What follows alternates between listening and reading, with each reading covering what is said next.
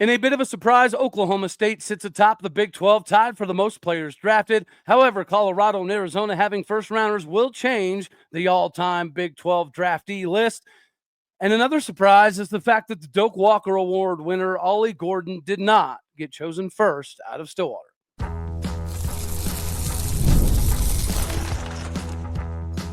You are Locked On Oklahoma State, your daily podcast on the Oklahoma State Cowboys, part of the Locked On Podcast Network, your team every day. Howdy, y'all, and hello, all. Welcome back to Locked On Oklahoma State, your daily stop for all things Cowboy and Cowgirl related. My name is Cody Stovall. I want to thank you kindly for stopping by to make this your first listen. We're available on all of your podcasting platforms, visually as well on YouTube.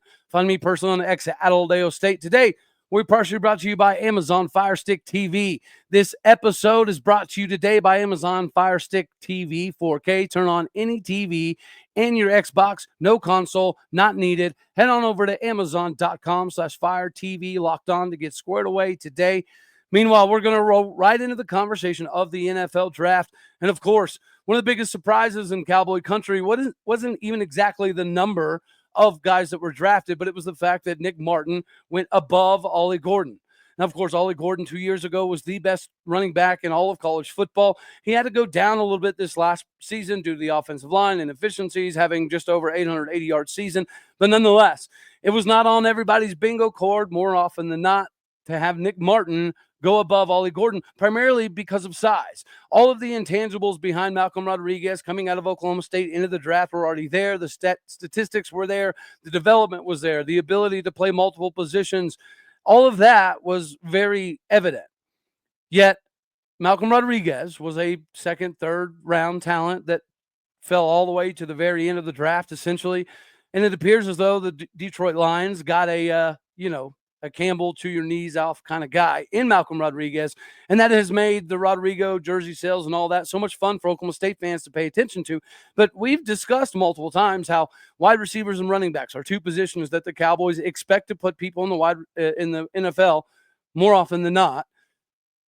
So to have this conversation about linebackers become a little bit more prevalent in Stillwater is obviously a welcome addition. When you look at some of the players on this upcoming roster, we might have a couple linebackers that might also be in the conversation to be drafted at the end of the year. So we'll talk about some of that here in section 2, as well as go over the rankings. But this is a surprise because Nick Martin is having, an MCL surgery. He's fresh off of that. The combine was impressive. The pro day was impressive. What he did this Senior Bowl obviously was impressive. I was having individuals that cover Locked On, professional teams send messages talking about how wonderful it would be to get Nick Martin because he's a savage. And then he talked about the differentiation between him and Fred Warner, or the fact that there could be a lot of similarities, him being a big Warner fan growing up. And I do think that it bodes well for him to end up in the San Francisco system where having a little bit of an undersized linebacker is not exactly a death sentence. Does Nick Martin have the prototypical size, skill, speed? Maybe not, but we saw what happened with Malcolm Rodriguez, a guy that should have went much earlier, but due to him being under 6'4" or under 6 foot, that was going to be a limiting factor. And that was essentially what allowed him to slide so far back in the draft. So it is nice to see a little bit of a surprise on the other side. Most everybody assumed that Ollie Gordon was going to be the first pick. Matter of fact, coming into the season, Ollie Gordon was projected as a top 20 first-round pick.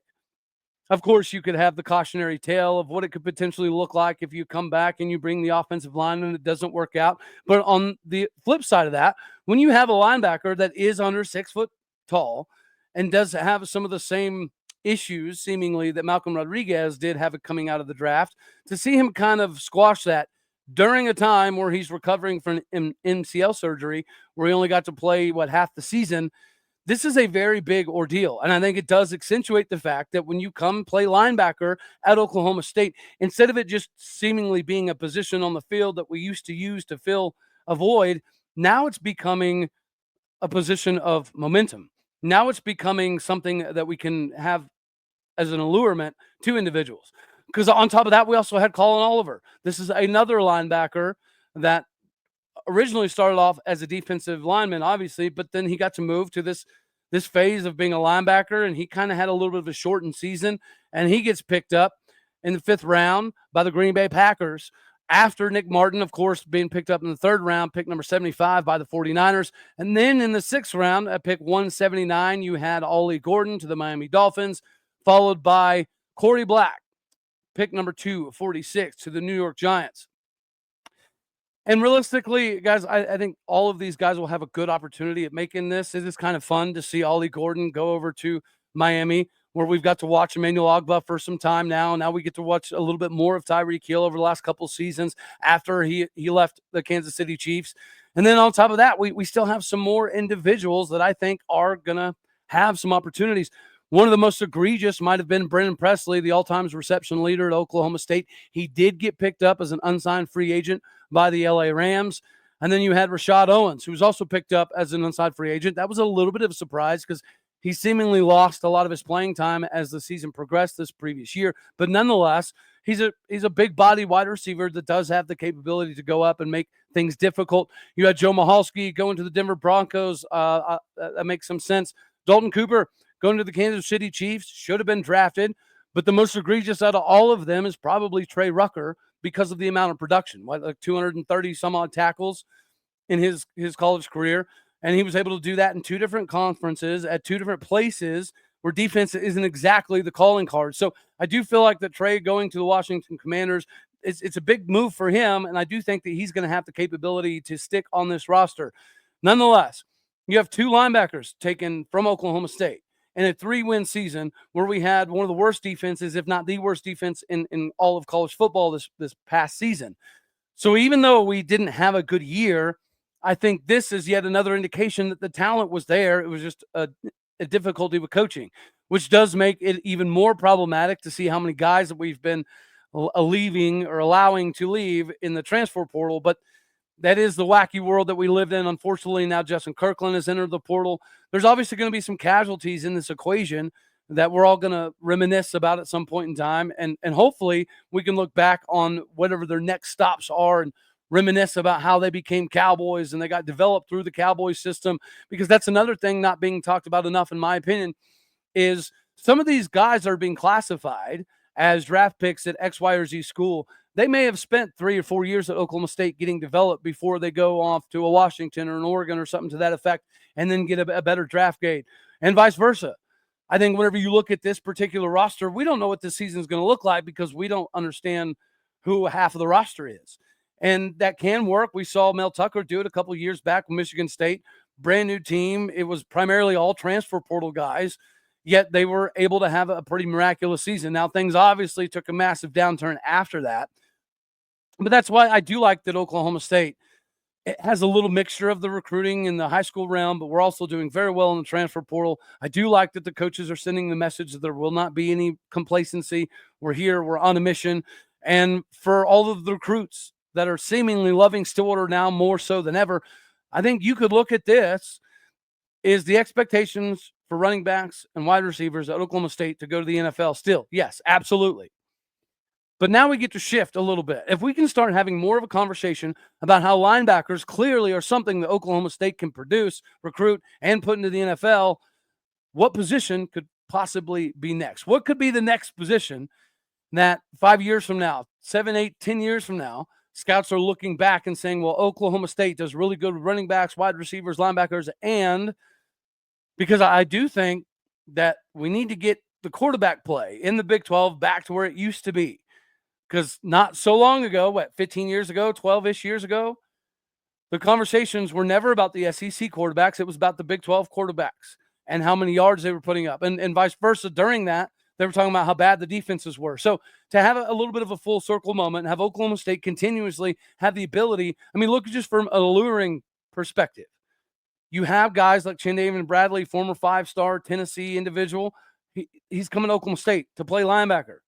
Malik Charles to play linebacker. Rashad Bradley to play linebacker. Some of these dudes came from massive situations.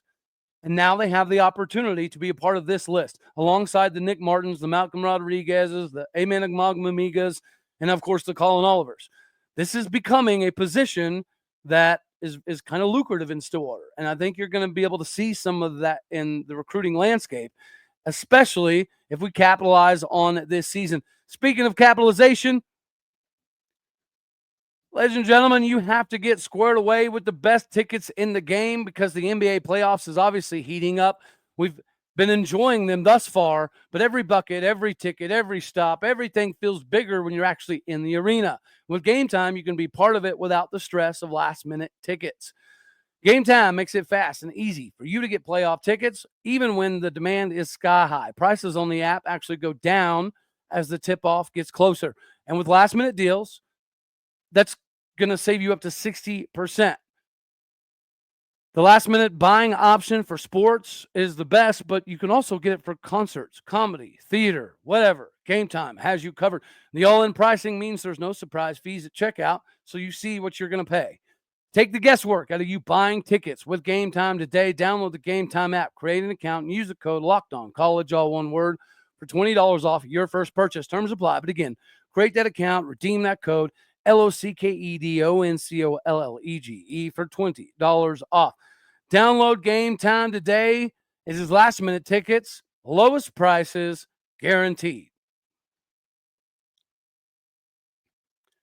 So we just discussed a little bit about the drafting and how it's kind of changing, and we're going to do the Big 12 draft grades.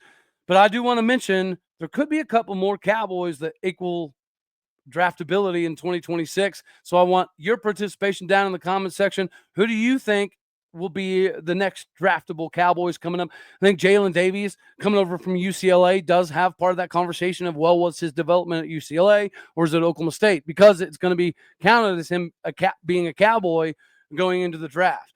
I think the same could be said for Sam Jackson V. He should be good enough to have a draft spot, but where's it going to be tied to? Brian McCoy, he was getting fifth-round draft grades this previous year out of Akron. He could definitely be part of this equation. Cam Epps, one of the true Cowboys that we got to watch come up through the system over the last few years. That's going to be pretty interesting. And then you have Jalen Lloyd coming over from Nebraska. Is he going to have the capability to have a big year? But I think Brian McCoy, Jalen Davies, Sam Jackson are going to be viable candidates. Trent Allen has the capability. He's just got to have a big year. If he does have a big year, obviously, you'd have to throw him into this equation as well. But let's talk a little bit about the Big 12 and rankings. So Buffalo Wire put out the Big 12 rankings from this previous season, and then we went back and looked up some of the first-round draft picks throughout the history of the Big 12 and all the schools and counted them up, so we're going to go off of that as well. But as we all know, the Heisman Trophy winner, Travis Hunter, was taken number 2. And then the best wide receiver, in my opinion, in the country, Tedero McMillan out of Arizona, was taken number 8. The Big 12 did have a few teams that had 0 players drafted, and that was Baylor, BYU, and Houston. Ironically enough, this is the second straight year that Baylor's had 0 players drafted. The last draftee for Baylor was Sayaka Ika in 2023. BYU and Houston both had players drafted this previous year, so it was kind of odd to see them in a hiatus situation, especially BYU, given how talented they were, but that might be an indication they're just pretty daggone young. So number 13 entering the draft party is Cincinnati. Cincinnati had 1 player drafted, O-lineman John Williams, picked number 250 by the Green Bay Packers. Utah Utes had 1 player drafted, tight end Caleb Lohner, which is the former Baylor tight end and Baylor basketball player, was drafted number 241 by the Denver Broncos. Arizona State, for as phenomenal as they are, for the miraculous seasons that they had, the only player drafted was Cam Skattebo, and you could argue that being drafted 105th was not really fair for his talent level, but you can't run a 4.6 some odd something in the 40 and expect it to go swimmingly. Number 10 in the Big 12, West Virginia also had 1 individual drafted, and that was O-lineman Wyatt Millam, who was drafted number 89 by the Jacksonville Jaguars, followed by the KU Jayhawks. Number 9 in the Big 12 with 2 players drafted. Running back Devin Neal picked 184 by the Saints, and O-lineman Bryce Cabadoo, Seattle Seahawks, picked number 192. I probably messed that name up. Texas Tech, number 8 in the Big 12 with 2 players drafted. Of course, O-lineman Caleb Rogers picked number 98 by the Las Vegas Raiders, and running back Taj Brooks picked number 193 by the Cincinnati Bengals. And I think that's actually kind of cool for him, and it's going to work out. UCF, number 7 in the Big 12 with 2 players drafted. Running back R.J. Harvey, pick number 60 by the Broncos. Great pick. It seemed to be a hair early, but nonetheless, this is a pretty good pickup for the Broncos. Excited for them to have a Big 12 running back on board. And they also got cornerback Mac McWilliams, pick number 145 by the Philadelphia Eagles. Moving on, number 6 in the Big 12, also 2 was TCU. Wide receiver Jack Besh, pick number 58 by the Vegas Raiders. Dang good pickup. And wide receiver Savion Williams, pick number 87 by the Green Bay Packers. 2 phenomenal gets that I think will be productive members of the NFL. So congratulations to the Raiders and the Packers on picking up a couple Big 12 wide receivers. Moving on to number 5 in the Big 12, Kansas State, 3 players drafted. Starting off with cornerback Jacob Parrish, pick number 84 by the Tampa Bay Bucks. Kansas State running back DJ Giddens, pick number 151 by the Colts. Safety Marquis Siegel, pick number 160 by the San Francisco 49ers, joining our dude, Nick Martin.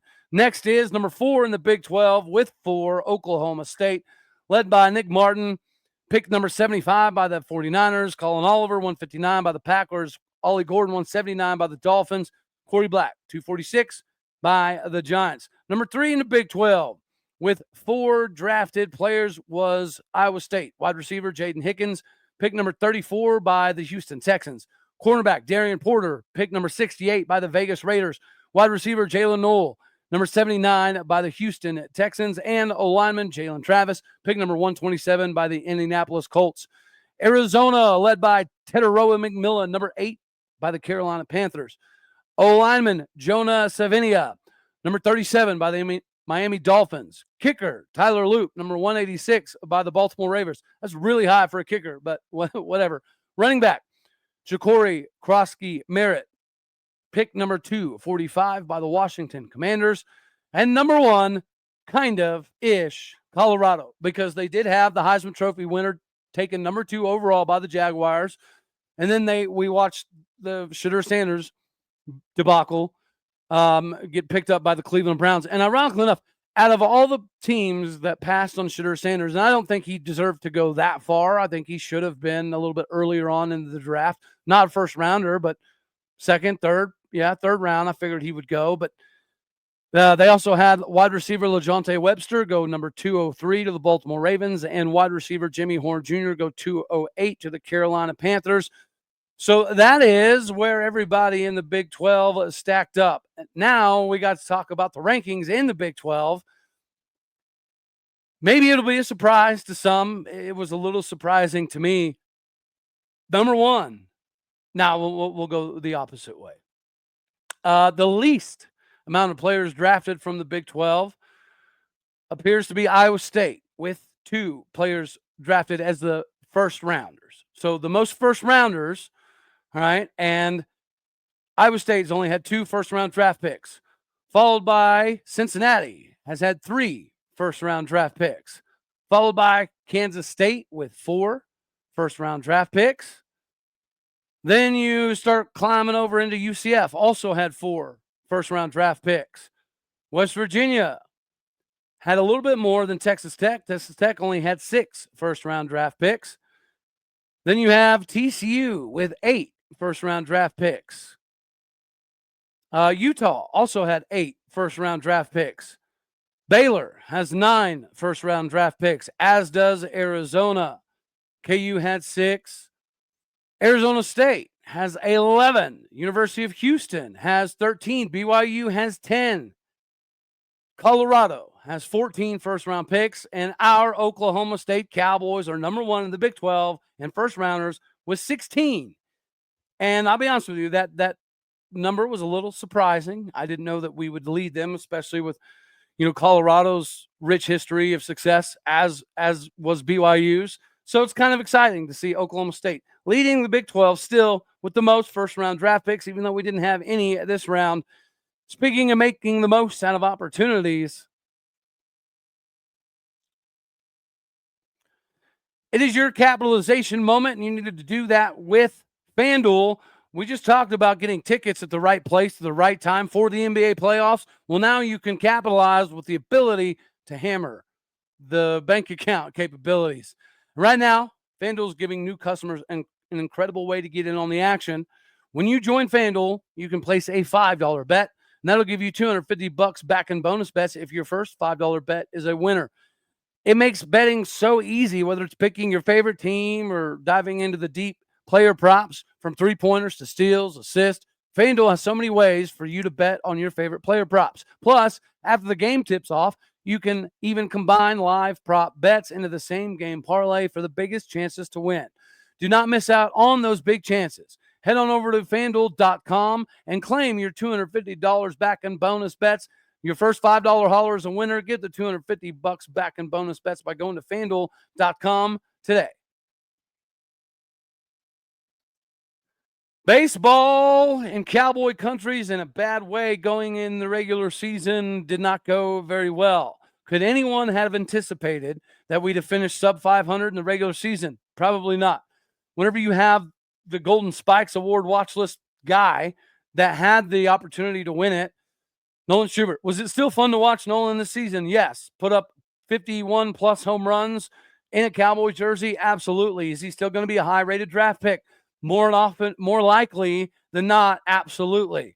And we get to see the emergence of some of the other guys. I think coming into the season, nobody really knew what Braden Thompson was going to be able to provide, going from a center fielder to an infielder, even though he did play a significant amount of infield before he came to Oklahoma State after being primarily an outfielder in high school. He had some streaks this season, right? 18, 19 game hitting streak that should be able to have some correlation to the MLB draft. Gabe Davis. We didn't get to see enough of him this year. Maybe we rushed him back too early. Maybe he wasn't ready to go. Maybe there's still some lingering effects that we haven't seen. But we did get to see the emergence of Hawaii transfer Harrison Bodendorf. We also got to see Sean Youngerman go from a closing role to a pretty phenomenal starter role. It was just offensively, we didn't get enough out of some of the guys like Drew Culbertson or even to some degree at times Jason Jones. Jason Jones, there was moments in the season where he looked like he had the most powerful bat on the team, even above Nolan Schubert. How about Colin Brigham coming into this season? Like he was a liability. And I think we saw enough an emergence out of him this season that perhaps he could creep into the conversation of some of the upper echelon and the draftable Cowboys. But now we've put ourselves in a precarious spot where we're going to have no opportunity to have a postseason conversation unless we win the Big 12 championship tournament, which we have done. I mean, we just did it, right? And Josh Holliday's done it a couple times. So the talent is there for us to make something magical happen. The emergence of Mario Pesca throughout the course of the season has been kind of fun to see. Hunter Watkins, when he's on, he's pretty dominant. He just has, situations here and there where he'll give up a big hit. But more importantly, if Oklahoma State misses out on the postseason, there's no argument that O'Brate is getting wasted. So now the conversation has to become, is this good enough for Oklahoma State baseball? Guys, Frank Anderson never had a losing season, yet he got fired because what he was doing was not winning enough for Oklahoma State baseball. Josh Holliday has the alumni, the connections that we all know and love that I think are worth mentioning.